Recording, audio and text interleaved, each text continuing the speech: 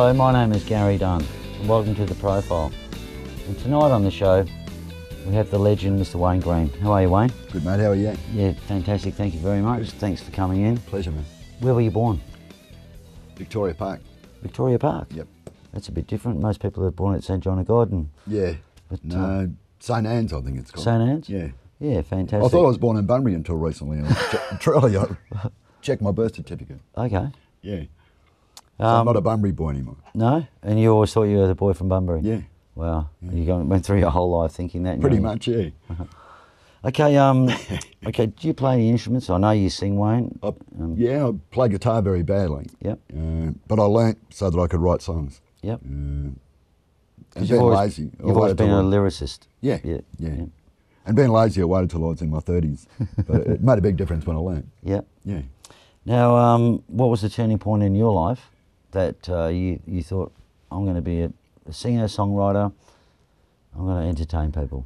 Oddly enough, living in Bunbury. Wow. Yeah, at high school when I was about 13, and I was the only kid at the school who had long hair. So I got bullied by teachers over it, and they got made to wear like bloomers and girls shit when you go to play sport and stuff. Wow. And I saw little Stevie and the Easy Beats on TV, and that was that. He was my man, you know. Yeah. So. And what a great vocalist. And, Brilliant, yeah. And he appealed to me as a young guy.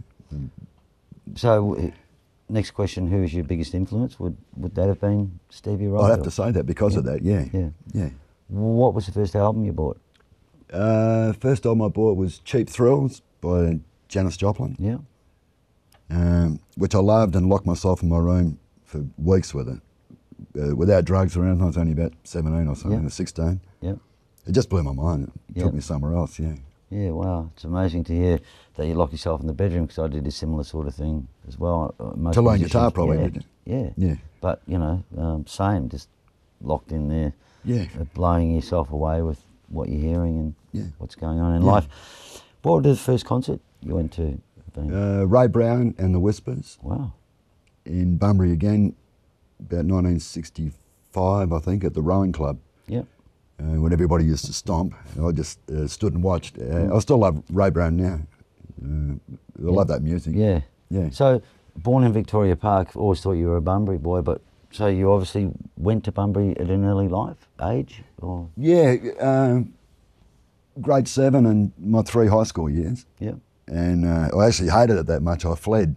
And even now I bypass Bunbury on the way home, you know, on the way down south or something, yeah. No, it was awful. No, didn't like it, huh? No, not at all. So, earliest influence by a musician or band, apart from, obviously you just mentioned Stevie. Yeah. Anyone else stick out for you? Was there some bands or anything? One guy, when I was about 19, I was painfully shy as a kid, and I was at a party, pissed, and this guy was playing acoustic, so we all started singing along, and he kind of during the night said, "Oh, gee, you're all right, you know." And I thought, "Oh yeah, good." Yeah, and he'd come from England with his wife and kids, emigrated, and they were living in Nissan huts down in Swanbourne, like an immigration place, you know, until you find your own house and stuff. Well, they call them £20 something. £10 palms, and £10 I went to Wakehall Hostel in Brisbane when I came out as a £10 Yeah, you had palm. much the same experience. Yeah, it's like a hostel thing, Yeah.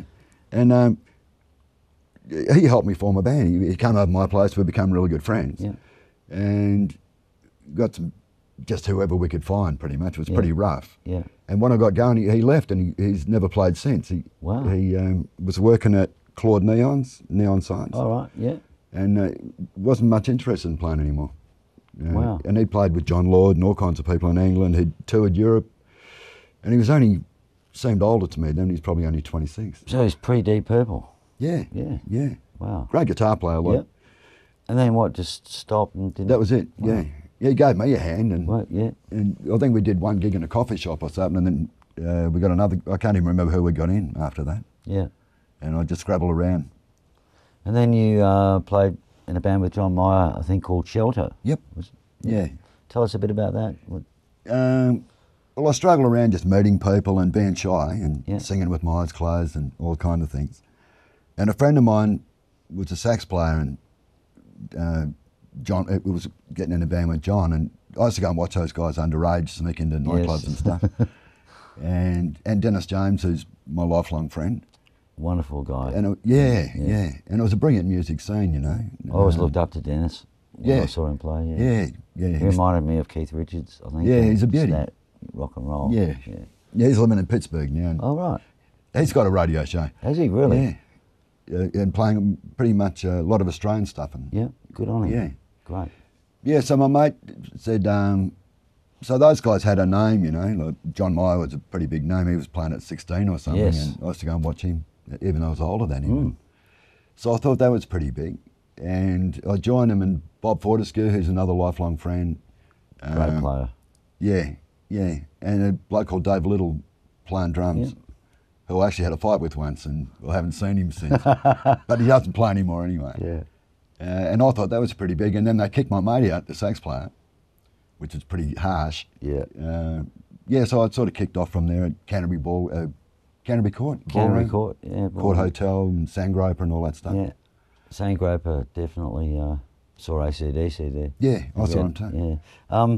It's a harsh life being a musician in some ways, because in those days it was like, bang, you're out.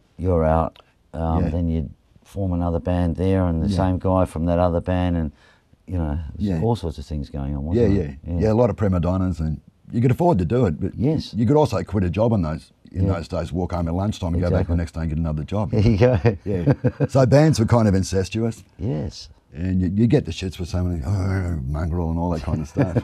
You kick them all out, all your mates, or leave in a year and a half, you know, and 3 weeks later you're playing in another band. And then another 10 weeks later, you're probably back with the same guys again. It was crazy. Really good fun, mate. So in 1979, you put together your own band called Wayne Green and the Phantoms. Yeah. Who was in that band? Glenn Goldsmith. Yep. Another colourful character. Another colourful character, who played with Stevie Wright, oddly enough, for a long time. Didn't he write a book? He wrote a book about Stevie Wright, which I wish I'd done, but he did a great job of it. Alex Wilson, Rick Hadlow, and Ken Stibey was playing drums. Yeah, good old Barbara's obviously not with us anymore. No. Wonderful woman. Yeah. So you also had a drummer at some time in that band called Johnny Babinko, I think. Yeah. Could you tell us about Johnny and what he's doing now and who he is? Very good looking young bloke, best looking bloke in the band by a mile. Have you seen him lately? I have seen him lately. He's been in a fairly good paddock, but he's still a very handsome dude. John Starr you're talking about. Yes, of course. Yeah. And he's gone on to much bigger and better things than I certainly have. Well, he's the reason that we've all got live music in a venue at the moment, really, and much appreciated to him. But you're talking about the Charles, aren't you? Yes, that's right, the Charles Hotel. You recently did a reunion there with Wayne Green and the Phantoms. I did, yeah. Which my producer Alan Simpson went to. I'm sorry I couldn't did. make it. He even bought a CD. Yeah, he did too. I think it's because he got in for nothing. So he thought, well, I got that $20. Fair enough. I think we sold 7, so it was a big night, you know. Yeah. Well, I'll tell you, Alan Lyford at Gobbles Reunion last week put his CDs up and sold none, unfortunately, and you know. Which is sad, but very sad. In retrospect, yes, absolutely. I don't feel too bad now. Yeah. So I was at Russell Morris' gig a while ago, and he's a real shit stirrer, and he was like, my manager, Johnny Babenko, not Johnny Starr, because I like the Starr thing. Anyway, we'll get off that. You recorded a demo CD, I think, or in those days a tape. It might have been. It was on tape, yeah. And I think, was that the catalyst for some of the, because you obviously went on to join the Boys and form that band. Can you tell us about that demo and the song? I think "Don't Say No" was a great single. Yeah, it's a beauty. I wish I wrote that one. Yeah. Who wrote that? Glenn Goldsmith. Oh, okay. Mongrel. Wow. Yeah. Fantastic. It was a pretty volatile band, and in what way? What? Oh, we set out with no rules basically. It was hardcore. I mean, we just said, we're going to play loud, swear as much as we want, drink as much as we want, do whatever the hell we want, Yes. And it actually worked for the first year. Des Jost used to go crazy, go there. If you lose this one, you're not getting another one. You say, oh, all right, Des. So we'd lose a fair few because of that attitude. Yes. And if we had a thing, if you're told to turn down, tell them to go to buggery and keep going. If they didn't like it, they could either turn us off or we'd go home. So we offset. You made a stand. We made for a stand. Who you were. Yeah. And but out of it all, a lot of the pubs, Des, on the Tuesday, you go and get your money. Oh, Jesus, that's it. You're buggered now, Grant. So, but amongst all that, you get things like the Scarborough Hotel and Criterion and stuff, and they keep you there forever. Because it was conducive to that. It was. A way. That crowd loved that. Yeah. That vibe. Yeah. And we're a pretty ragged band and hard-living boys. And I think that was the beauty about you guys. It was, yeah. It was rough as guts. Yeah, but that was great. Yeah, What you got was what you saw, what you got. Yeah. No, I loved it, mate. Yeah. And the first year we were together, we did 311 gigs, which is like, I think it's 6 a week. And a lot of the guy at the Scarborough once, the first time he ever bought us a beer, and told me it's the worst band he'd ever heard in his effing life, So, oh, thanks, mate. And but he kept us there, because we sold a lot of beer, Yeah, absolutely. And pulled a crowd there. And every time we'd ask him and then we had to do the afternoon one, and every time we'd ask him for a rise, he'd sack us. And Sunday session, morning and the afternoon, both the gigs. Yeah, for $125 a session. Yeah. Between 5 or 6 years. Yeah, plus a road crew and big PA and shit. Yeah. If it wasn't for the 311 girls you probably got, you probably wouldn't have been interested. No, I was married, so. Oh, sorry. Yeah. And I was thinking about myself then. So. Yeah. No, I was a very straight boy that way. Wow. You would never have come across that. No, I heard it happen, but no. Yeah. I always thought you were shy, but. I am shy, yeah. Yeah, I know you are. And I remember trying to talk to you in those days, and I just think, he either hates me or he's shy. I couldn't work it out. Which one? Or drunk. But because you're on stage, you're such a massive presence in the way you operate on stage. We're fairly belligerent I thought, attitudes. well, he can't be shy. Well, I better not talk to him. Yeah. He just hates me. Like White Line Fever, mate. Yeah. It was, Yeah, crazy. Yeah. So you recorded the EP. Yeah. Yeah, just sorry. As we were breaking up. Yeah. As we were, sorry, mate, I went off track. No, that's cool. Yeah. As we were breaking up, we said, oh, bugger, we might as well do something, So we went into Planet Studio. I forget how much dough we had, but I think we had enough for 6 hours. Half of us weren't talking to each other. Isn't it funny? You got enough money, how long can we have? What can we do in that time? Yeah. The beauty is, Graham Owens, who did that session, and we brought huge amps in, we brought all our mates in, piles of piss, for the last party. And we're going to play it loud as we want. It took a while to organise it all, but he ended up staying there for 20 hours. Yeah, because he loved it. It was rock and roll. So we did it all in one night, and that was the end of it, And he got cranky every now and then, but I know for a fact that he loved it. Yeah. And he was quite proud of the recording. And it's the best thing, one of the best recordings I've done. Yeah. It's pretty spontaneous. Yeah. And so where did that lead? Where did that lead you? Because the band broke up then? Yeah, it led the Phantoms nowhere. Yeah. But simultaneously, in the other studio, the boys were recording their first, I think it was just eponymous, just the Boys, it was called, I think. And they were a fairly successful band. And from two sources, one's Paul McCarthy, who I can mention, because we're mates, and he wrote all their songs for him. Wonderful guy, next door neighbour for me for a long time. Yeah. No, you guys go back a fair bit as well. Great guy.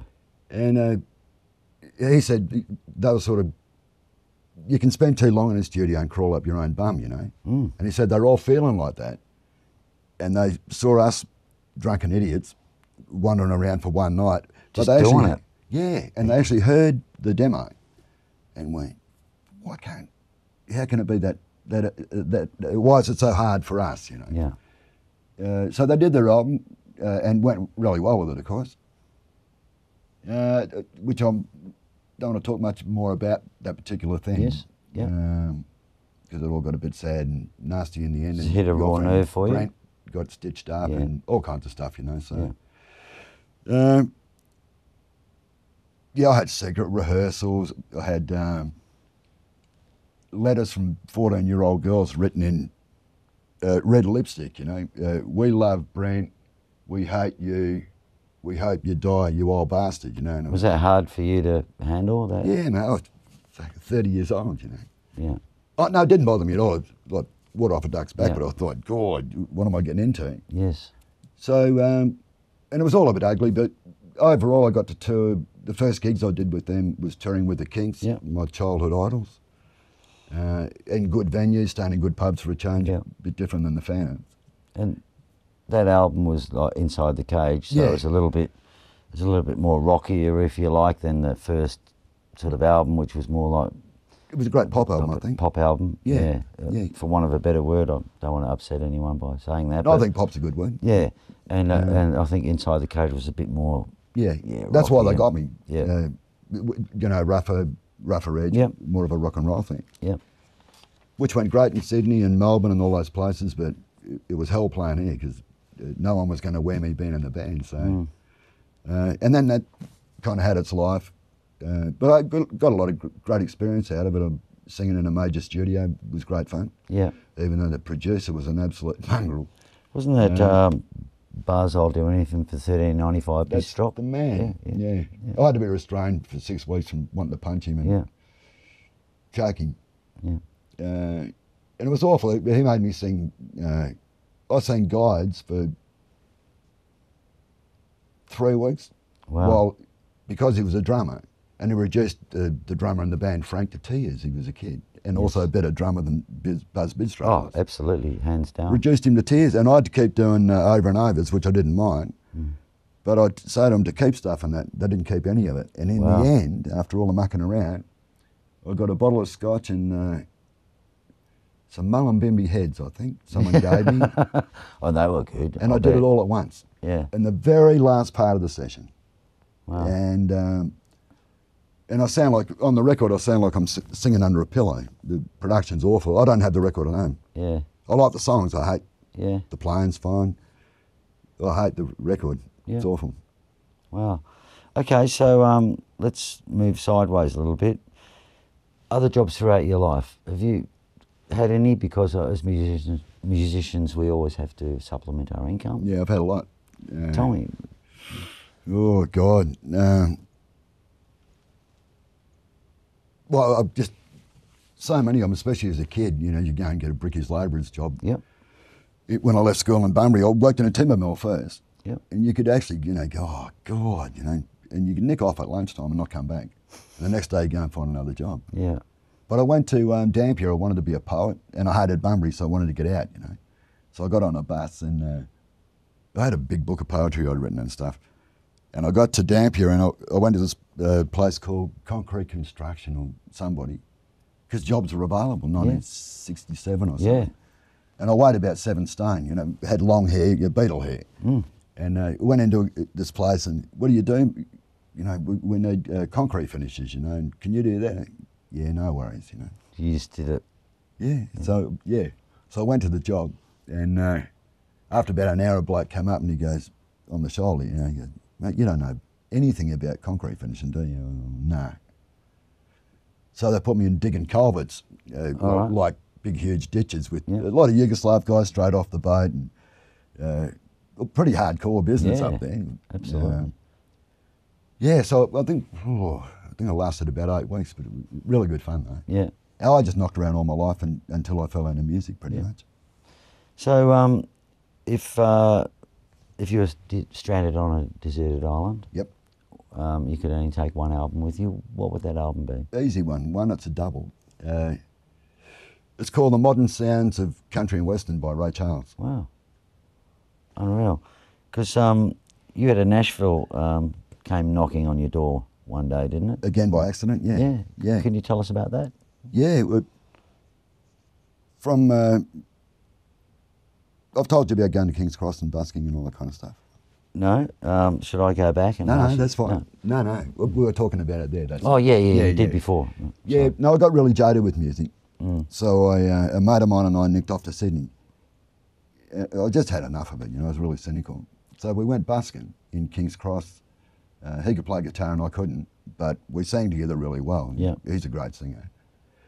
But after a couple of weeks, and we're living on the bones of our bum, but having a great old time. Yeah.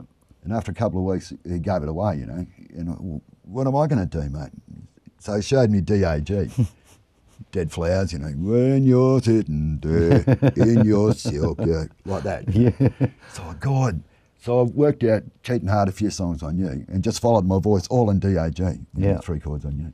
So I think I had about 9 or 10 songs. Wow. And played them It's over amazing and how over. many songs you can make out of 3 chords. It is. Isn't it? I've made a million of them. Yeah, Yeah. So I started with the 9 or 10 song repertoire and probably played it, I'd spend 12 hours sometimes. Mm. And Make much money busking or? Friday night sometimes I'd make, I don't know, $400 or so. Wow. More than ever made in bands playing as well. So. More than we get now for a gig. Yeah. Nothing's changed really, has it?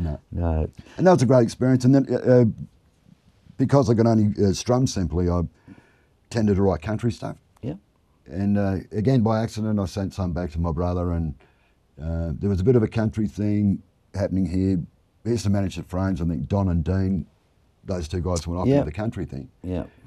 And something Straight was going shooters, on. I think they were called. That's right, yeah. So I just sent some 4-track stuff back to him that I recorded with some young guys from Perth who were living over there called the Hurricanes, who were really good band. I remember the Hurricanes, Bellassini brothers and that. Yes. Yeah, they were brilliant. Great band. Yeah.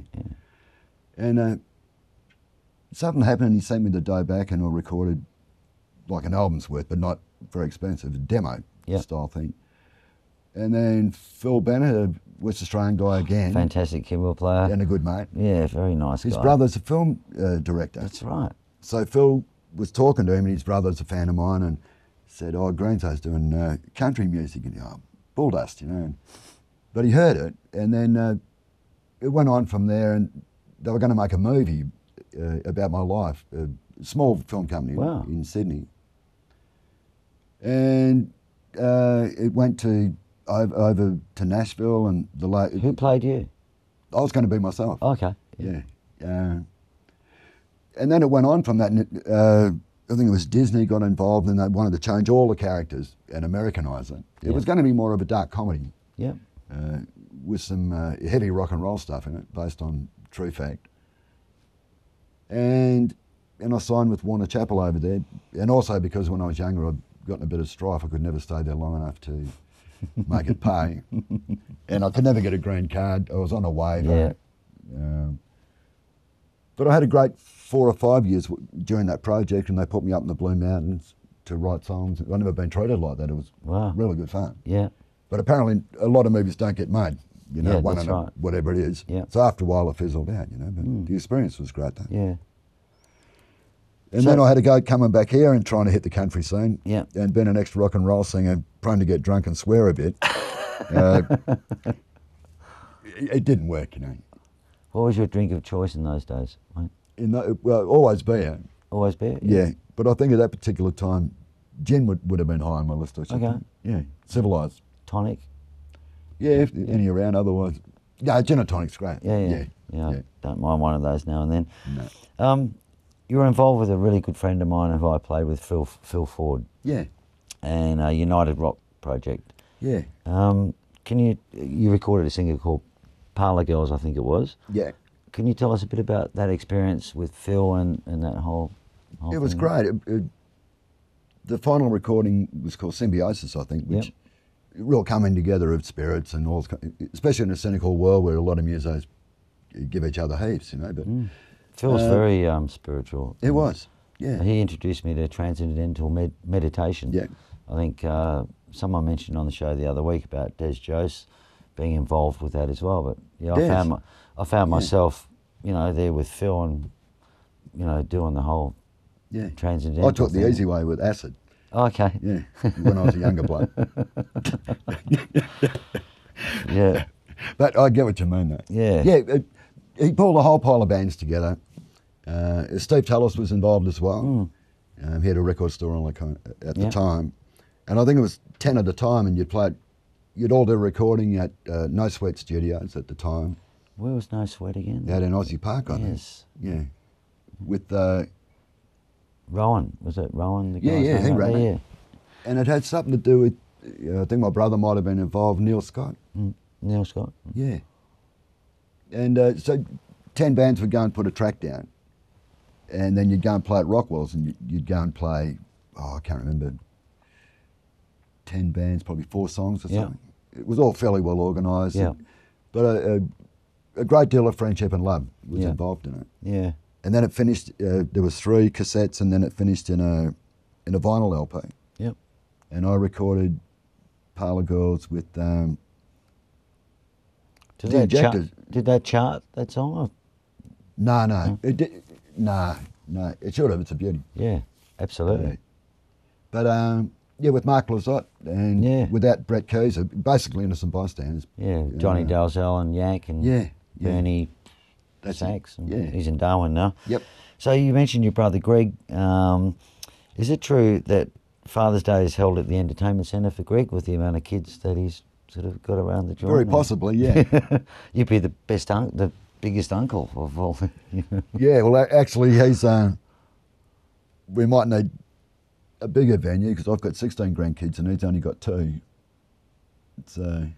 Yeah. But yeah, it is kind of. Yeah. We are a big family. Yeah. Yeah. So okay, best Perth band you saw live? Ooh. Straight off the top of my head, I'd have to say Bakery.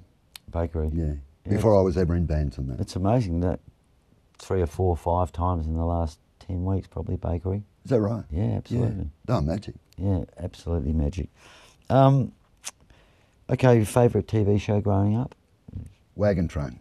Wagon Train. Wow. Do you know that one, Gary? Yeah, well, they used to circle, and the Indians used to come around, and Yeah, the usual thing. they were going from one side America to the other. Yeah. There was a big convoy. Back and forth, yeah. Yeah. And the wagons. Flint McCullough, the scout, was very handsome and wore buckskin fringe jackets and stuff. So, Yeah, that's right.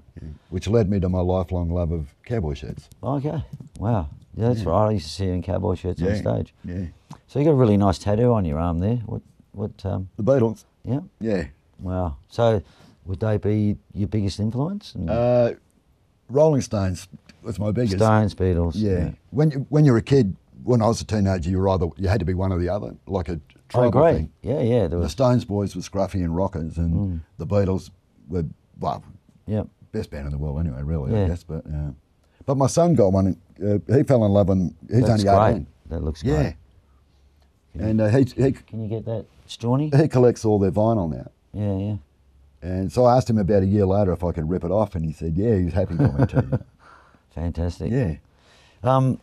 We got this guitar here. Yep.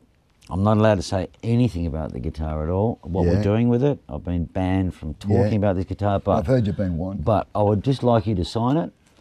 If you could maybe sign it here somewhere, and it's got a nice white pen for you. And All right, mate. I'm not going to tell you what we're going to do with it, Okay. anything about it. It's just got to sign it. Otherwise, I'll get in trouble. So, thank you very much for doing that. Pleasure, mate. Yep. And what does the future hold for you, Wayne? Well, I've recently fallen in love, and after many years of being in the romantic wilderness, Yes?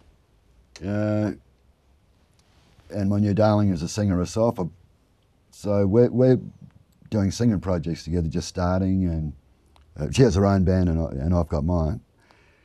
And we started only 2 weeks ago down in Freo. Yeah. We've got 4 Sundays as a trio with Hank Langland and a good mate of mine and yours. Well, I used to go to school with Hank. Yeah, yeah. Great guy. Yeah. I did a gig there to help raise money for the swimming pool. You're talking about Belgus Hospital. Yeah, Balga High School. When I was younger, I did a benefit there to help raise money to get a swimming pool there. Yeah. And I think you guys might have been at school. Yeah, then. yeah, we were. And they had a big thermometer thing. That's right. Yeah. Yeah. Well, the swimming pool happened after I was there. Yeah. But, yeah. Just go back a little bit. Can you tell me your new woman's name? Lee Sappho. She's a performer. She is. Yeah. Yeah. A singer. A blues singer. Yeah. Yeah. Sitting right here. She is, in fact. Yeah. Looking beautiful. Yeah. Great. Yeah. Love is a wonderful thing. It is a wonderful Yeah. thing, mate. Yeah. So what, do you have any unfulfilled ambitions? I'd like to write a book. Yep. Yeah. And about your life or a Yeah, memoir? or the rock and roll life. Yeah. A lot of dark and hysterical stories amongst them all. Yeah. From a lot of it, I would draw on my own experience and a lot of other people I met over the journey. Yeah. And I've been tinkering with a play for about, God, mate, 20 years. And can you tell us a bit about the ideas behind that, or what it was about? It's called Room 304. Yeah. And when I was busking in Sydney, I forget the name of the hotel, but I had a place to stay with the Hurricanes, but miles out. So if ever I wanted to stay in town, there was this hotel full of squatters. Yeah. So I'd go in room 304 and look out at that harbour view, and the Rolling Stones stayed there. Wow. So I've just got this idea of interacting some of the stuff I saw as a busker. Yeah. And putting a romantic thing to it, where you're both living in that room, and It's a love story. it's a love story, Right. yeah, brutal one. I love a good love story, Yeah. brutal or not. Yeah, So, yeah. I just want to cross my legs. Some viewers won't like this, but so do you collect anything, Wayne? Cowboy shirts. Cowboy shirts? Excellent. Yeah. And what would you put on your gravestone? Sorry. Okay. Do you want me to ask you what that would mean? Just sorry. Sorry. So it's going to apologise to a lot of people in your lifetime. Stevie Wright, sorry. Yeah. Actually, that'd be and have that as the soundtrack for it. Yeah. Yeah. No, Okay. just sorry. Yeah, okay. Yeah. Is there something that you can enlighten us on that we don't know about Wayne Green? It's something that nobody knows? Well, a lot of people, because of my rock and roll behaviour, thought I was a dill, but I can tell you I've got an extremely high IQ. Yeah, Yeah. fantastic. Genius level, in fact. Yeah. Well, you know... That's no secret. No. I mean, it's a secret, but I probably most people won't give a bugger. But Yeah. no, I've got a really high IQ. I've never known what to do with it. Yeah. Probably a bit frustrating being... in- No, not really. I just don't understand it. Okay. And I'm too lazy to pursue it. You know. Love it. So you're recording a new album now? Just finished one. Yep. Yep. What, and who's involved with that, and what sort of music? The band I've had for the last few years is called Wayne Green's Ragged Company. Yep. We've done, this is the second CD. We've got the guitar player Gary built us a studio and everything down in Mundijong in his house. So, and we're all older blokes. We just love getting together. We're all still alive. We all still play. Yeah. Yeah, and this one's called Out Sailing. There's one on one of the songs we just put on YouTube called Earth is a Carcass. Earth is a Very carcass. deep. Yeah, very, very deep. Yeah. It probably will be one day. Yeah. No, yeah. It's kind of a grainy song, but it wasn't meant to be that way. Yeah. Funny because Wayne Green, Greeny song. Yeah. It'd be perfect. I could be the always new John ties- Butler, mate. Ties in, doesn't it? Yeah. And you're doing a trio now, and Yeah. with Lee, With Lee I think. and with Hank, yeah. Yeah. Down at the Norfolk Hotel in Freo. Yeah. Who still have live music, which is great. Do you want to give it a plug? Or Yeah. Look in the Strawny's camera. And Norfolk Hotel, Fremantle, 3:30 to 5:30 for the next 2 Sundays. it's Sundays, yeah. Yeah. Right, yeah. We do 60s stuff, country stuff. Yeah. Really relaxed, sing along your style. I'd love to come. I'm sure it's entertaining as you always have been. So, look, I really appreciate you coming Come in, come over, sing with us, mate. Mate, I'd love to, but Yeah. I can't sing. So Come on. I'll play guitar. You come and buy us a beer and clap. I'd love to. But, look, you've been a great sport in here tonight, and No, it's been great fun, mate. and I really appreciate you coming in and Thanks, giving Gary. us a bit of an insight into your life and your Yeah. career and your stories. And I know you could tell a lot more stories that Yeah. we probably can't air. No, you couldn't write them down. so- No, but you're a true rock and roller, you know. And I've always wanted to do that. I've always respected that about you. So Thanks, mate. yeah, thank you very much. No, thanks for having us, Gary. Yeah, Yeah. you're welcome, mate. Thanks for coming in. And that's about it for tonight. Mr. Wayne Green, fantastic guy, and tune in next time. Thank you.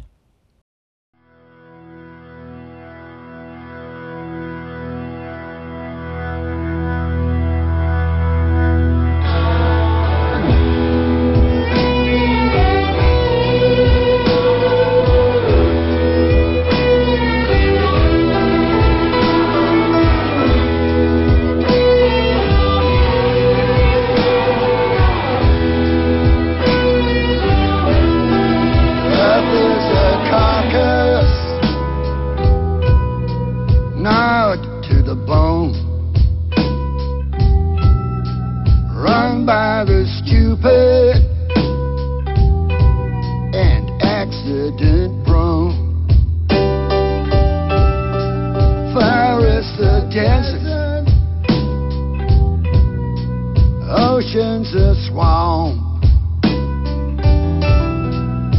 ignorance rules as the dumb blunder on, and I can't see the sky for this shit in my eyes. It's too late to colonize space. Churches are burning, governments bleed, prophets are shrieking, man, it wasn't me. All the stone mullets scratching their heads. I'm glad I ain't tripping. It's a real bummer scene. I'll have my last puff, sing my last song, and silently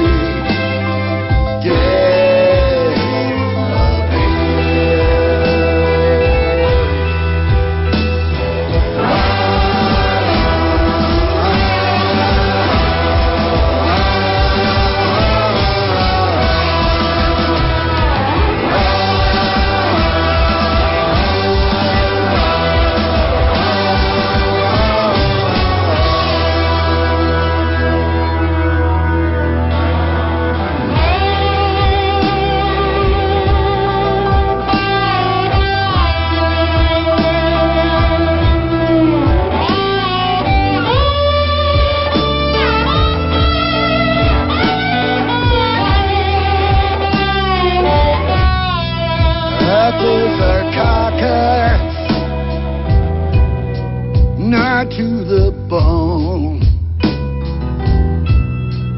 run by the stupid and accident prone. Forest a desert, oceans a swamp.